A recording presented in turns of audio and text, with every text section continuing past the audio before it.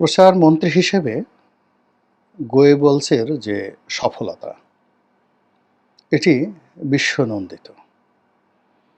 ইতিবাচক বলেন, নেতিবাচক বলেন।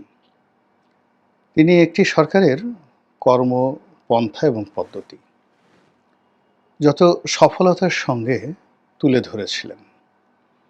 তার ফলে কি হলো, এডলফ হিটলার এবং তার জার্মানির ইকোনমি, তার যে মিলিটারি পাওয়ার, সব মিলিয়ে সারা দুনিয়াকে রীতিমতো আতঙ্কগ্রস্ত করে ফেলেছিল। ফলে দ্বিতীয় বিশ্বযুদ্ধ যখন শুরু হলো, এবং সেই দ্বিতীয় বিশ্বযুদ্ধের মূল কারণ ছিল the great depression of United states of আমেরিকার যে মহামন্দা, সেই মহামন্দার কারণে বলতে গেলে অনেক সময় লাগবে, যার প্রেক্ষিতে দ্বিতীয় বিশ্বযুদ্ধ অনিবার্য হয়ে পড়েছিল। আর সেই দ্বিতীয় বিশ্বযুদ্ধের প্রথম ৩টি বছর এডলফ হিটলারের যে বিস্ময়কর বিজয়, এই বিজয় অনেকটা চেঙ্গিস খানের মতো হয়েছিল। অর্থাৎ চেঙ্গিস খানের নাম শোনার সঙ্গে সঙ্গে তার প্রতিপক্ষ আত্মসমর্পণ করতেন, এবং তিনি যে শহর নগর আক্রমণ করতে চাইতেন, সেখানে রীতিমতো কান্নার রোল বয়ে যেত। তদ্রূপ এডলফ হিটলার যেদিন বিশ্বযুদ্ধ শুরু করলেন, সেদিন থেকে একেবারে ফ্রান্স দখলের দিন পর্যন্ত তার যে অব্যাহত সফলতা, সেই সফলতার সঙ্গে অন্য কোনো সফলতার, বিজয়ের সফলতার তুলনা করা যায় না। পরবর্তী তার পতনের অনেকগুলো কারণ আছে, সেই কারণে আলোচনা করব না, কিন্তু আমি এই যে তার যে সফল, অর্থাৎ একজন এডলফ হিটলারকে জনপ্রিয় করা, গণনায়কে পরিণত করা এবং জার্মানির সবচেয়ে শক্তিশালী মানুষে রূপান্তরিত করা, এবং সারা পৃথিবীর কাছে তাকে একটা আইডল হিসেবে তৈরি করার জন্য যে মানুষটি প্রচার করতেন, তার তথ্যমন্ত্রী যিনি ছিলেন, তিনি হলেন মিস্টার গোয়েবলস। তো এই কারণে কি হলো, সারা দুনিয়াতে যখন কোনো প্রচার এবং প্রোপাগান্ডার ক্ষেত্রে সীমা অতিক্রম করে, বাড়াবাড়ি করা হয়, সেক্ষেত্রে এই শব্দটি ব্যবহৃত হয়। বাংলাদেশে এই যে গোয়েবলসি যে প্রচার, এটা সবসময় ছিল, স্বাধীনতার পরে সব আমলে ছিল। কাউকে বলে বড় করার দরকার নেই বা ছোট করার দরকার নেই।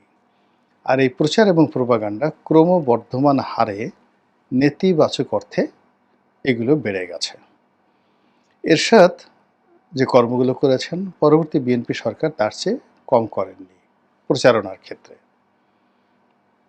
আওয়ামী লীগ সরকার যা কিছু করেছে 96 থেকে 2000, তার চেয়ে কম করেনি কেউ। এভাবে 111-এর সময় আরে কি প্রচারণা দেখে মনে হচ্ছিল যে একটা দেবতুল্য মানুষ দেশ চালাচ্ছে, এবং রাষ্ট্রের যে অর্গানাইজেশনগুলো, দুর্নীতি দমন কমিশন থেকে শুরু করে সবাই মানে এমন দায়িত্ব পালন করছে যে বাংলাদেশকে জান্নাত না বানিয়ে ছাড়বে না। যৌথ বাহিনীর নামে যে সকল অপারেশন পরিচালিত হচ্ছে, এই অপারেশনের ফলে বাংলাদেশ বিশাল উন্নয়ন করবে, এই ধরনের প্রচারণা রাষ্ট্রীয় মদদে চালানো হতো। আর শেখ হাসিনা জমানার যে প্রচারণা, সেটা তো কিংবদন্তি ডক্টর হাসান মাহমুদ থেকে শুরু করে অন্যান্য যারা আছেন তার প্রচারমন্ত্রী ছিলেন, তাদের কথা স্মরণ হলেই বুঝতে পারেন। কিন্তু আলটিমেটলি এই প্রচার এবং প্রোপাগান্ডাগুলো শেখ হাসিনার জন্য কতটা ধ্বংসাত্মক হয়েছিল, যে জীবনের শেষ প্রান্তে তিনি 30 মিনিট সময় পাননি এই বাংলাদেশ ত্যাগ করার জন্য। তো শেখ হাসিনার জামানাতে যে প্রচার হতো, যা প্রোপাগান্ডা হতো, গত 7 মাসে প্রথম 2-3 মাস একটু কম ছিল, কিন্তু ইদানিংকালে যত প্রচার হচ্ছে সরকারের, সব প্রচারগুলো শেখ হাসিনার জামানার প্রচারণাকে ছাড়িয়ে গিয়েছে। আর এই ছাড়িয়ে যাওয়ার কারণেই এখন আমরা এই ব্যবহার করছি যে এখানে গোয়েবলসি একটা ঘটনা ঘটছে। কী বিষয় ঘটছে? সেটি হলো শেখ হাসিনাকে ছোট করা, আওয়ামী লীগকে ফ্যাসিবাদের জনক হিসেবে পরিচয় করে দেওয়া, চাঁদাবাজ, তারপর দুর্নীতিবাজ, জালেম হিসেবে বিএনপিকে চিহ্নিত করা, সরকারে যে সকল কর্তা ব্যক্তি রয়েছেন তাদেরকে অতি মানব হিসেবে প্রতিষ্ঠিত করা। সরকারের কর্মকাণ্ডের মাধ্যমে এই দেশে যে আমূল পরিবর্তন হয়ে গেছে, কোনো কিছুর অভাব নেই, সব কিছু নিয়ন্ত্রণে, সামান্য বিচ্ছিন্ন কিছু ঘটনা রয়ে গেছে, এগুলো ঠিক হয়ে যাবে, এরকম একটা প্রচার এবং প্রোপাগান্ডা। তারপর যিনি এই মুহূর্তে উজিরে আজম মানে প্রধানমন্ত্রীর ক্ষমতাসম্পন্ন প্রধান উপদেষ্টার উপরে রয়েছেন, তার ক্যারিসম্যাটিক ক্যারেক্টারিস্টিক্স, তার রুচি, তার আভিজাত্য এবং তার রত্ন চেনার ক্ষমতা, এটি সম্রাট আকবরকেও ছাড়িয়ে গেছে। এরকম প্রচারণা চালানো হচ্ছে। তিনি সারা দুনিয়া থেকে যে সকল জুয়েল রয়েছেন, বাঙালি জুয়েল রয়েছেন, রত্ন রয়েছেন, তাদেরকে তিনি ইতিমধ্যে এনেছেন, আগামীতে আরও আনা হবে এবং এ সকল রত্ন দিয়ে একটি সোনার বাংলাদেশ গড়ে তোলা হবে। এমন বাংলা, যে বাংলায় ইস্ট ইন্ডিয়া কোম্পানি আসবে, তারপরে ডাচ কোম্পানি আসবে, ওলান্দাস কোম্পানি আসবে, আমেরিকান কোম্পানি আসবে, সবাই এসে মনের আনন্দে ব্যবসা করবে। প্রসারণা এমন যে এই দেশে ব্যবসা করার মতো এত আনন্দ আর কোথাও নেই।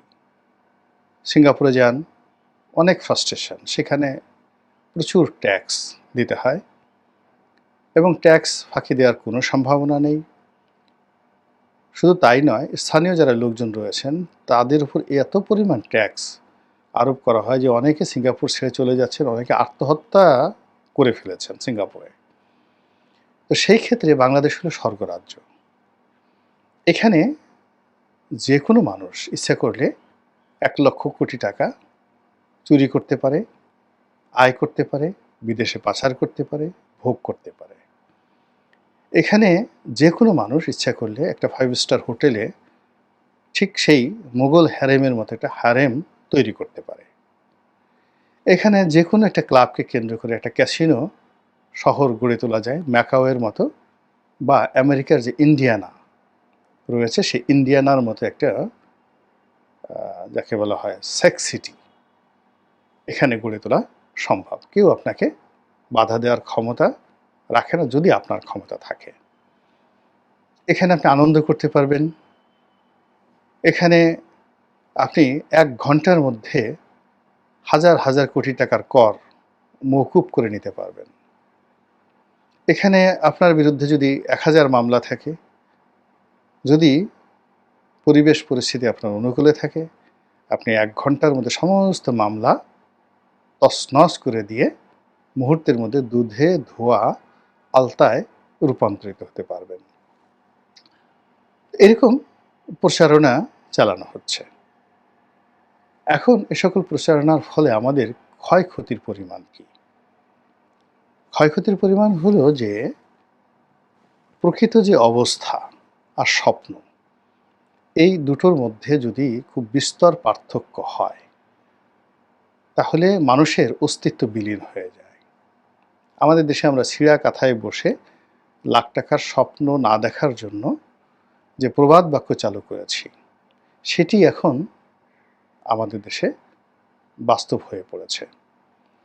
যেখানে গত 7 মাসে কম করে হলেও 10 লাখ লোকের কর্মসংস্থান ঝুঁকির মধ্যে পড়েছে, 5 লাখ লোক কম করে হলেও চাকরি হারিয়েছে এবং যে সকল শিল্প কলকারখানা আওয়ামী লীগের লোকজন বন্ধ হয়ে গেছে, এই শিল্প কলকারখানার যে দায় দেনা কম করে হলেও 2 লক্ষ কোটি টাকা এই 2 লক্ষ কোটি টাকা সরাসরি আমাদের ব্যাংক ব্যবস্থার উপরে আঘাত এনেছে। ফলে অনেকগুলো ব্যাংক দেউলিয়াত্বের চরম পর্যায়ে চলে গেছে। গভর্নরের বক্তব্য অনুযায়ী এই ব্যাংকগুলো বন্ধ করে দিতে হবে অথবা এগুলোকে একত্রে মার্জ করতে হবে, এগুলো চলতে পারছে না। যেখানে 30,000 কোটি টাকা ছাপিয়ে মৃত ব্যাংকগুলোকে আইসিইউতে ঢুকিয়ে রক্ষা করার চেষ্টা করা হচ্ছে, যেখানে গত 7 মাসে নতুন কোনো বিনিয়োগ হয়নি, আমদানি এবং রপ্তানি বাণিজ্যে ভারসাম্য আসেনি, যেখানে মানুষের ক্রয় ক্ষমতা বাড়েনি এবং যে যার অবস্থায় বসে শুধু হাহাকার করছে। কেউ মবের ভয় পাচ্ছে, কেউ গ্রেপ্তারের ভয় পাচ্ছে এবং একটা সেলফ সেন্সরশিপের ভয়ে রাজত্ব কায়েম হয়ে গেছে। পুলিশের কর্তা ব্যক্তি, এসপি থেকে ডিআইজি থেকে শুরু করে বড় বড় কর্তা ব্যক্তিদের একটা অংশ গ্রেপ্তার, চাকরি হারানোর আতঙ্কে আছেন। সচিবালয়ে একই অবস্থা, ক্যান্টনমেন্টে একই অবস্থা, আইন আদালতে একই অবস্থা। এই অবস্থাতে আমরা বিনিয়োগের স্বপ্ন দেখছি, বিশাল বিনিয়োগ। স্যামসাং নাকি বাংলাদেশে অতীতে $20 বিলিয়ন এই যাকে বলা হয় ইনভেস্টমেন্ট করার জন্য এসেছিল। আবার আমি বলছি $20 বিলিয়ন। স্যামসাং বাংলাদেশের $20 বিলিয়ন ইনভেস্ট করে কি করবেন বলেন তো? আপনারা স্যামসাংয়ের হেড অফিস কয়জন ভ্রমণ করেছেন আমি জানি না, কিন্তু আমি স্যামসাংয়ের হেড অফিস, এলজির হেড অফিস কোরিয়াতে ভ্রমণ করেছি। এবং এই যে বাংলাদেশের স্যামসাংয়ের যত ইলেকট্রনিক্স প্রোডাক্ট আসতো, অলমোস্ট বেশিরভাগ ইলেকট্রনিক্স প্রোডাক্ট স্যামসাংয়ের আমি আমার যে ফ্রেট ফরওয়ার্ডিং জাহাজ ব্যবসা তাদের মাধ্যমে বাংলাদেশে আসতো বহু বছর। কাজেই স্যামসাংয়ের ফ্যাক্টরিগুলোতে টোটাল ইনভেস্টমেন্ট কত, কি উৎপন্ন হয়, একটা রেফ্রিজারেটর কোম্পানিতে কত ইনভেস্টমেন্ট থাকে, একটা মোবাইল কোম্পানিতে কতটা ইনভেস্টমেন্ট থাকে, এটি মানে মোরাললেস কিছুটা বোঝার ক্ষমতা তো আছে। এখন $20 বিলিয়ন একটা সিঙ্গেল ইনভেস্টমেন্ট কোনো একটা দেশে স্যামসাং তো দূরের কথা, আইফোন মানে অ্যাপেল কোন দেশে $20 বিলিয়ন ইনভেস্টমেন্ট করেছে? চায়নাতে করেছে। একটা প্রজেক্টের নাম দেখান তো। ইলন মাস্ক $20 বিলিয়ন ইনভেস্টমেন্ট করেছে কোন প্রজেক্টে? টুইটার কিনেছে কত টাকা দিয়ে? মানে এই যে কথাগুলো বলা হচ্ছে আর আমরা মিলিয়ন এবং বিলিয়ন এটাকে সব একত্র করে ফেলছি। খুবই দুঃখজনক, খুবই হতাশাব্যঞ্জক। বলা হচ্ছে আমাদের দেশে ওরকম একটা হাসপাতাল হবে আমেরিকান, এত টাকা ইনভেস্টমেন্ট হবে, এত লোকের কর্মসংস্থান হবে। বলা হচ্ছে যে এরকম যদি চলতে থাকে আগামী কয়েক বছরে 15,000 লোকের কর্মসংস্থান হবে। আরে বাবা, যে অবস্থা চলছে এই অবস্থা যদি চলতে থাকলে তো 15 লাখ লোক কর্ম হারাবে। 15 লাখ লোক কর্ম হারাবে আর আপনি 15,000 লোকের কর্মসংস্থান করবেন। 2 নম্বর হলো, বিনিয়োগ যদি আপনাকে করতে হয় তাহলে তো আপনার ব্যাংকিং ব্যবস্থা থাকতে হবে। এখন $20 বিলিয়ন বাদ দেন, $1 বিলিয়ন, $1 বিলিয়ন বাংলাদেশে ধরুন একটা কোম্পানি ইনভেস্টমেন্ট করবে। এখন এই $1 বিলিয়ন আনার জন্য আমার ব্যাংকের যে ইনফ্রাস্ট্রাকচার দরকার, এবং এই $1 বিলিয়ন 8,000 বা এখন 12,000 কোটি টাকা বা 11,000 কোটি টাকা, $1 বিলিয়ন রাতারাতি আমি এলসি করব, এলসি ম্যাচিউর করব এবং কোনো রকম অ্যাড কনফার্মেশন ছাড়া কোন ব্যাংক এই এলসিটা করতে পারবে এই মুহূর্তে বলেন?